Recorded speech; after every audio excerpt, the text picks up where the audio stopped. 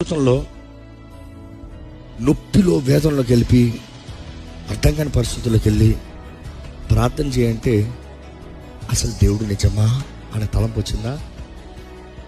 అందరూ తల ఊపుతున్నారు.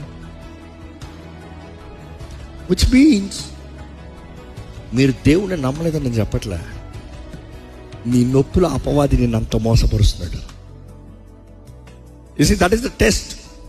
అపవాది నీ మైండ్లో గేమ్ ఆడుతున్నాడు. అసలు దేవుడు ఉన్నాడా? ఇది నిజమా?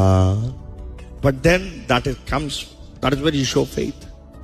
ఎందుకంటే నా నొప్పి మధ్యలో నేను స్తుతిస్తా, నా విమోచకుడు సజీవుడు. God is ready to do anything. You give up, God cannot do anything. It doesn't matter how many times you try it, keep trying. Don't stop believing God. He is faithful. ఎప్పుడు దేవుడు మీ జీవితంలో జోక్యం చేసుకోవాలంటే మొదటిగా దేవుడికి మొరపెట్టండి. దేవుడు జోక్యం చేసుకోవాలంటే నువ్వు లోపడతానికి సిద్ధపడాలి. దేవుడు జోక్యం చేసుకోవాలంటే ఆయన వాక్యం తగినట్టుగా నువ్వు జీవిస్తానికి సమర్పించుకోవాలి.